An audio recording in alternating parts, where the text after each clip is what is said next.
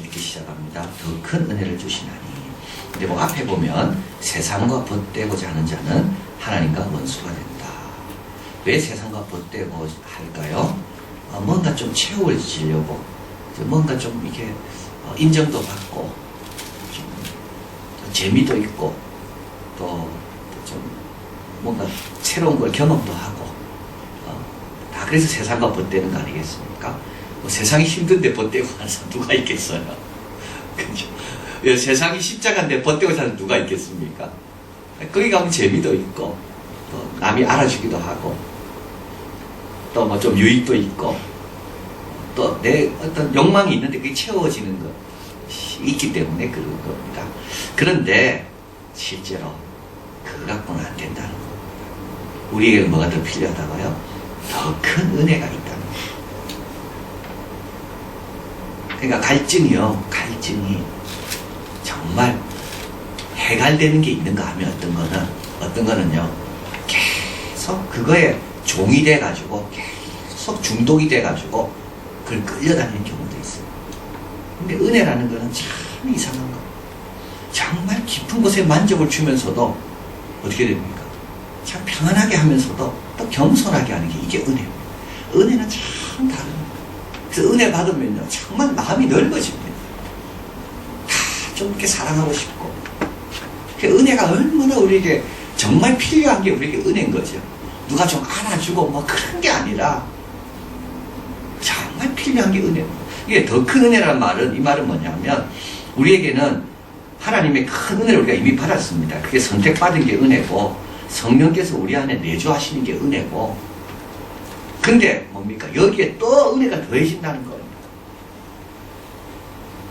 아까보다 더 크다는 말이지, 지금 우리를 선택하시고 내주하시는 그것보다 더 크다, 이런 뜻은 아닙니다. 이미 받은 게 최고의 은혜인 거죠. 구원받은 게 최고의 은혜고, 자녀된 것이 최고의 은혜인데, 뭐 더 큰 은혜가 어디 있겠습니까? 이미 우리 자는 넘쳤습니다. 여기서 더 큰 은혜를 주신다는 말은 세상이 줄 수 있는 그런 거와 비교할 수 없는 더 큰 것이 기다리고 있다, 이런 뜻이고요. 그리고 또 주신다는 말은 뭐겠습니까? 우리 하나님의 은혜의 분량은 무한하다는 거예요. 끝이 없다는 거예요. 그래서 겉사람은 후패할지 몰라도 속사람은 날로 새로워지는 겁니다. 이게 하나님의 은혜라는 겁니다. 그리고 요한복음에 보면 은혜 위에 은혜를 받는다는 거 있잖아요.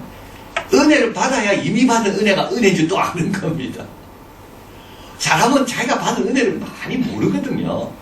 근데 언제 깨닫습니까? 은혜를 받아야 은혜 받은 걸 알게 됩니다. 그리고 이미 받은 은혜가 살아있으려면 또 계속 은혜가 주어져야지만이 이미 받은 은혜가 더 깊어지게 되고 열매 맺게 되는 것. 그래서 은혜 위에 은혜라는 게, 이 구약의 은혜 위에 신약의 은혜, 그 은혜고, 이미 받은 내주의 은혜, 선택의 은혜가 얼마나 소중한지 알려면 또 은혜가 필요하다는 것. 그래서 우리는 계속 큰 은혜를 사모해야 되는 거죠. 자, 은혜를 받으려면 어떻게 되는가? 6절 같이 읽어봅니다. 하나님이 교만한 자를 물리치시고 겸손한 자에게는 은혜를 주신다 하였느니라. 그릇이 비워져야지 채워집니다. 쓸데없는 걸로 채우고 있는 사람은 좋은 걸 받을 수가 없습니다. 좋은 걸 받으려면 내가 가지고 있는 건 조금 아까워도 그걸 다 비워야 됩니다. 또 한 가지는요, 그릇이요, 낮아야 채워집니다. 그릇이 저 위에 있으면요, 제가 채울 수가 없거든요. 거기에 그 그릇은 채우는 저보다 낮게 있어야지 제가 거기에 뭘 채우지, 그릇이 저 위에 있으면 제가 손이 안 가서 채울 수가 없는 겁니다. 위치가 아주 중요합니다. 내용물도 중요하고요. 그래서 한 분이 말했습니다. 주님은 바늘이고 나는 뭐라고요? 실이라고요. 내가 바늘이 아니라고요. 내가 바늘이. 나는 주님이 가는 대로 따라갑니다. 그러면 어떻게 됩니까? 그 실이 멋진 술을 놓는 겁니다. 자, 그래서 더 큰 은혜를 받으려면 늘 겸손해야 되는데, 겸손은 이렇게 나타납니다. 하나님께 순복하고 마귀를 대적합니다. 하나님께 순복한다는 말은 이건 능동적인 수동성입니다. 이 순복은요, 뭡니까? 이건 내 뜻이 아니잖아요. 그러나 하나님 뜻에 적극적으로 순종한다, 이런 뜻입니다. 그게 또 능동적인 거죠. 이 순복이라는 말은, 이 복종이라는 말은 수동적인 거고, 이 순이라는 말은 뭡니까? 기쁨으로 한다는 거거든요. 순응해서 자발적으로. 그러니까 이게 수동성과 능동성이 같이 있는 거예요. 이게 순복이란 말은 정말 아름다운 말이에요. 하나님 뜻에 내가 기쁨으로 자원하고 기쁨으로 십자가를 지고, 그게 순복입니다. 그게 순복. 그런데 순복하려고 할 때 우리는 뭘 대적해야 됩니까? 마귀를 대적해야 돼요. 마귀가 순복하지 않도록 계속 유혹하거든요. 어떻게 유혹할까요? 왜 너만 그러려고 그러냐, 뭐 이런 겁니다. 그렇다고 열매가 있냐, 뭐 이런 겁니다. 마귀는요, 늘 우리가 뭐 하려 하면 늘 딴지를 겁니다. 근데 그게 조금 설득력 있어 보여요. 그래서 속아요, 우리는. 그것이 어렵다. 특별히 또 마귀가, 야, 그거 하면 딴 거 아무것도 못한다. 참 피곤해질 거다. 정말 마귀는요, 이런데, 그래서 우리가 거기 다 속아 넘어갑니다. 뭐 하려 하면 어떻게 됩니까? 야, 그거 굉장히 힘든 건데. 근데 실제로 해보면요, 안 힘듭니다. 저번에도 한 말씀 드렸지만, 나귀가 힘든 거는 짐이 힘든 게 아니라요. 주인하고 싸울 때 나귀가 제일 힘듭니다. 나귀가 제일 힘든 거는 주인이 끌 때 안 따라오려고 막 할 때, 그때 주인과 이 싸울 때가 제일 힘든 겁니다. 우리 영혼이 언제 제일 힘든가 하면 내 고집 부리면서 주님과 대치할 때, 그때가 제일 괴롭고 제일 힘든 겁니다. 예수 안 믿는 사람 이런 것도 없습니다. 그게 힘든 거지. 그래서 죄인들이 자수할 때 제일 자유로워진다 그러잖아요. 숨어 싸우는 게 힘든 거지 감옥에 있는 게 힘든 게 아닙니다. 감옥살이 하는 것보다 안 잡히려고 막 도망다니고 눈치 보고 누가 알까봐 그게 훨씬 더 힘든 겁니다. 근데 마귀는요, 우리를 늘 속이는 겁니다. 그거 아무것도 안 하다. 그거 굉장히 힘든 건데, 너 피곤해질 건데, 왜 또 니만 하려고 그러냐? 그거 안 해도 사람 많다. 이런 것도요, 마귀가 얼마나 우리를 유혹하는 방법인 줄 모릅니다. 너 말고 하는 사람 얼마나 많은데. 그죠? 얼마나 그게 우리한테 솔깃합니까? 두렙돈을 바친 그 성전에서 그 가난한 여인. 그 두렙돈이요, 성전에 관리하는데 1,500원이거든요. 아무 도움도 안, 표도 안 나. 안 해도 돼요. 근데 예수님 뭐라 하십니까? 제일 많이 넣었다 그랬거든요. 제가 코스타 강사를 갈 때마다 그랬습니다. 좋은 강사님 많이 오거든요. 그럼 항상 그런 생각이 듭니다. 아니, 저런 분들로 충분한데 내가 꼭 가야 되나? 그건 마귀가 주는 생각이에요. 주님이 또 저에게 또 주신 게 있거든요. 그래서 우리는요, 내가 1등이 되면 하고, 내가 그러면은 작은 부분이면 안 하고, 아주 그런 게 많습니다. 내가 주관하게 되면 하고, 남이 다 알아서 하는데 내가 조금이라도 도와야 된다. 그러면 안 하고, 그게 다 마귀의 생각이에요. 우리는요, 하나님이 기뻐하시니 그냥 하는 겁니다. 오라 하면 가는 거고, 다 하나님이 주시는 나를 위한 뭐가 다 있는 거거든요. 그래서 우리는 하나님께 순복하려면 반드시 뭐가 같이 따라온다고요? 마귀를 대적하는 것이 같이 와요. 두 번째로, 하나님을 가까이 하려 하고 죄를 회개합니다. 8절 읽어봅니다. 하나님을 가까이 하라. 그리하면 너희를 가까이 하시리라. 죄인들아 손을 깨끗이 하라. 두 마음을 품잡으라. 마음을 성결케 하라. 하나님을 가까이 하고 죄를 회개합니다. 하나님을 가까이 하는 사람은 죄가 굉장히 부담스럽습니다. 근데 하나님을 가까이 하는 마음이 없을 때는요, 죄는 아무렇지도 않습니다. 비전이 없으면, 묵시가 없으면 방자에 행한다 그랬잖아요. 정말 내가 이런 기도 제목 꼭 이루어져야 되는 이런 사람은요, 조금만 죄가 드러나도요, 굉장히 싫습니다. 그게. 왜냐하면 내가 지금 하나님 앞에 얻어야 될 게 너무나 중요한 게 있는데, 이 죄가 자꾸 나를 거치장스럽게 하거든요. 이래서 하나님을 가까이 하면 가까이 할수록 하얀색에는 회색도 부담스럽거든요. 그래서 하나님을 가까이 하려고 하고, 이런 사람은 어떻게 될까요? 죄에 예민해지게 됩니다. 이런 사람은 뭡니까? 더 큰 은혜를 받습니다. 자, 그래서 죄를 참 무서워해야 되고, 그래서 죄를 우리가 함부로 키우면 안 됩니다. 욕심이 잉태한즉 죄를 낳고, 죄가 장성한즉 사망을 낳느니라. 시작을 조심해야 돼요. 이게 나중에 어떻게 부풀어질지 아무도 몰라요. 근데 우리는 목적이 있죠. 무슨 목적입니까? 나는 하나님께 가까이 가야 될 사람입니다. 그런 목적으로 죄에 대해서 다 깨어있는 거예요. 이런 사람은요, 은혜의 자리에 늘 머물러 있습니다. 그리고 슬퍼하며 애통하라. 웃음을 슬픔으로, 즐거움을 애통으로 바꿔라. 이 말은 뭐냐면, 이런 걸 죄를 지으면서도 기뻐하지 마라. 이런 뜻입니다. 그냥 항상 울어라 이 뜻이 아니라, 아니, 회개할 죄가 있는데도 어떻게 그렇게 그것도 모르면서 그렇게 기뻐하고 즐거워하냐. 지금이 기뻐하고 즐거워할 때가 아니라 애통할 때다. 눈물 흘릴 때다. 이런 걸 이야기합니다. 자, 그리고 형제를 판단하기보다 하나님을 두려워해라. 이 지난주 설교 말씀입니다. 참 어렵습니다. 11절 한 번 더 읽어봅니다. 형제들아 피차에 비방하지 말라. 형제를 비방하는 자나 형제를 판단하는 자는 곧 율법을 비방하고 율법을 판단하는 것이라. 내가 만일 율법을 판단하면 율법의 준행자가 아니요 재판자로다. 율법에서 뭐라 말하는데요? 형제를 네 몸처럼 사랑하라 돼 있거든요. 누가 비방하고 판단할까요? 사랑하지 않는 사람. 사랑하는 사람은 우리 잘 안 그럽니다. 난 지금 판단하는 순간 나는 뭐예요? 나는 지금 율법의 재판자가 되어 있습니다. 그래서 더 큰 죄를 방어합니다. 하나님 앞에 더 내가 지금 벌 받을 게 많습니다. 왜냐하면 나는 율법을 안 지키고 있거든요. 자, 여기서 혀의 심각성에 대해서 쉬지 않은 악이요 독이 가득한 것이라고 말했다면, 시기와 다툼의 심각성에 대해서는 세상적이요 정력적이요 마귀적이라고 말했습니다. 형제 판단의 심각성에 대해서는 율법의 준행자가 아니요 재판자라고 말합니다. 참 어렵죠. 지난주 설교 듣고 또 판단했잖아요. 저도 그렇고 판단 안 하신 모양인데 안 했습니까? 판단 뭐 정말 이거 어렵습니다. 판단하고 싶습니다. 여러분 판단하고 싶죠?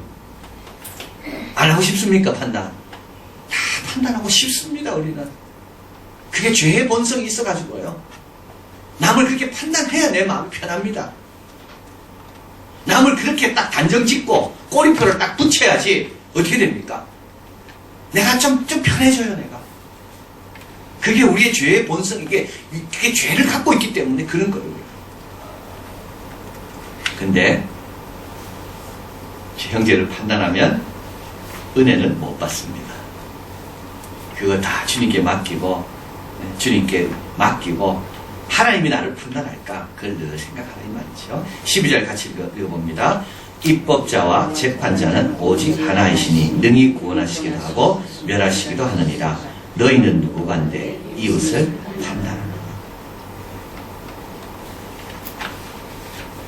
자, 너희가 누구간데 이웃을 판단하노라. 법을 만든 분, 그분만이 재판하시는 분. 우리는 법을 만들지도 못했고 재판할 자격도 없고 우리가 죄인인데 너희가 누구한테 이웃을 판단하노라.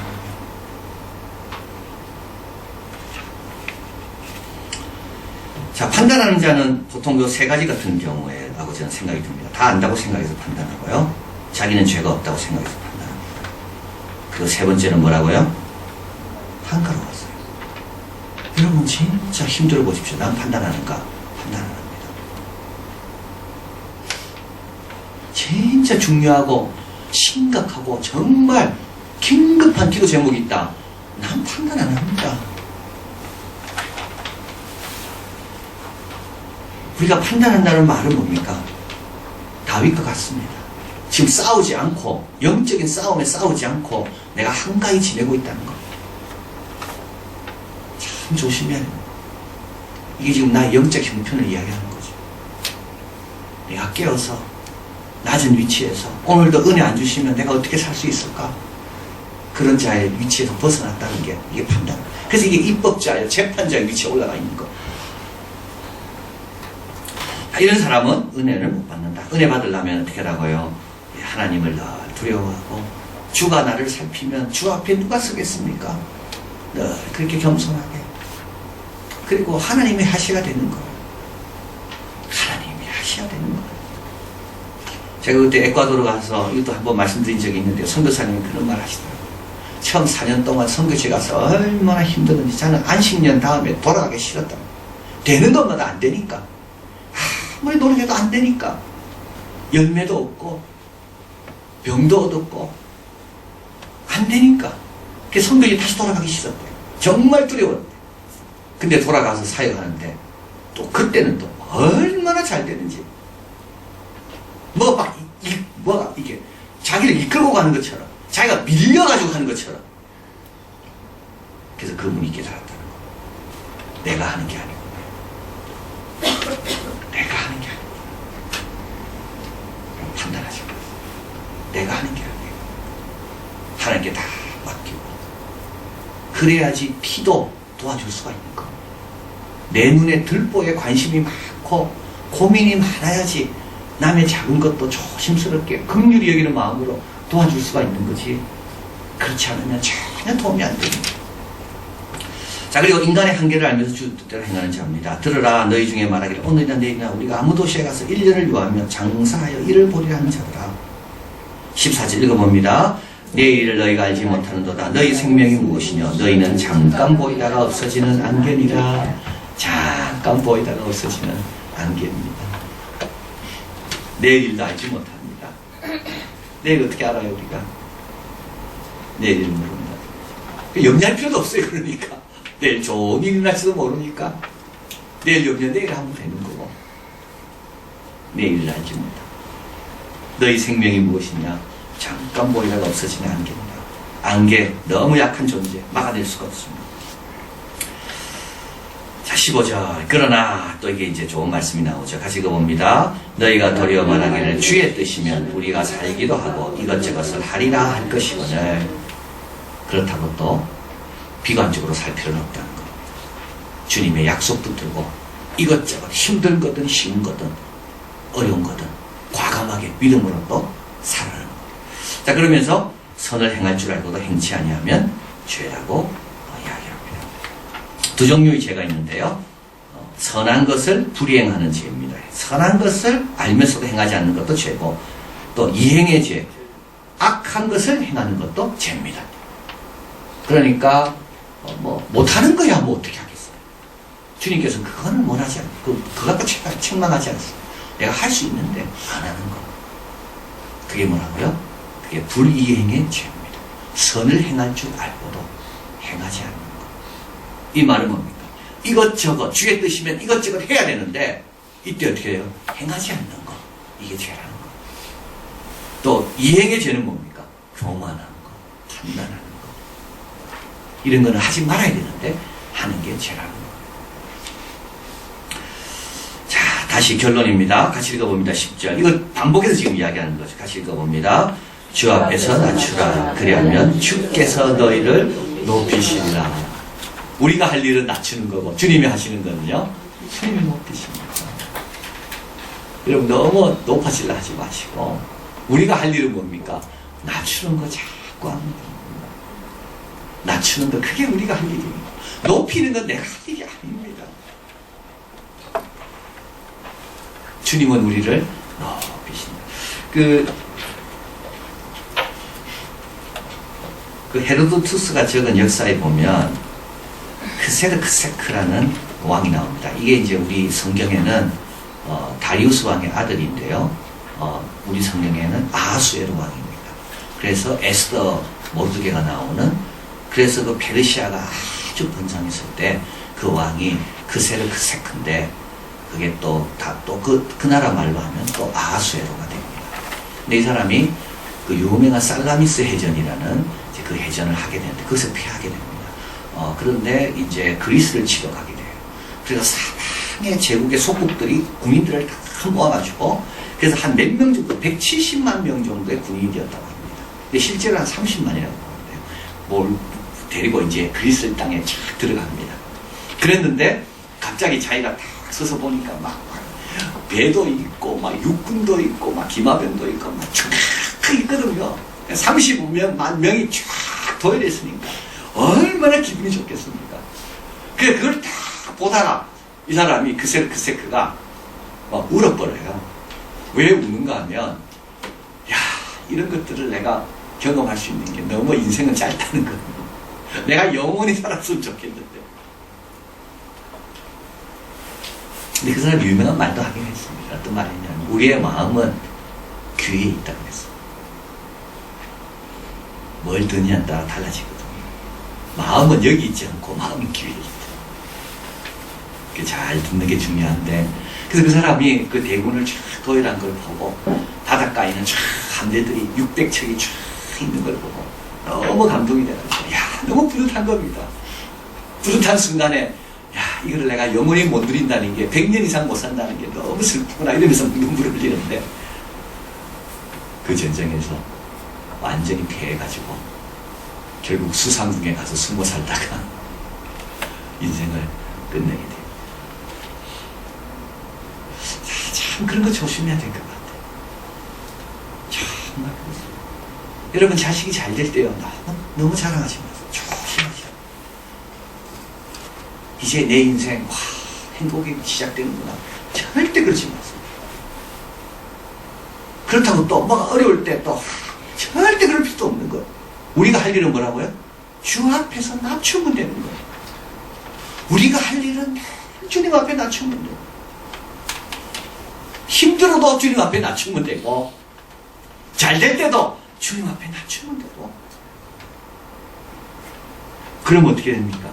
더 큰 은혜로 받는 거예요. 이렇게 쳐다보면서 누리는 거 하고 주님 앞에 겸손할 때 은밀한 중에 주님이 채우시는 거 하고는 완전히 급이 다른 거죠. 질이 다른 만족과 감격과 은총입니다. 자, 그래서 우리가 할 일은 이제 뭐라고요? 주 앞에서 자꾸 낮추자. 그러면 주께서 저를 높이신다. 때와 기한은 너희 알바 아니고 때가 되면 높이실 거니까. 그리고 천국에서는 이미 주님이 높이고 계십니다.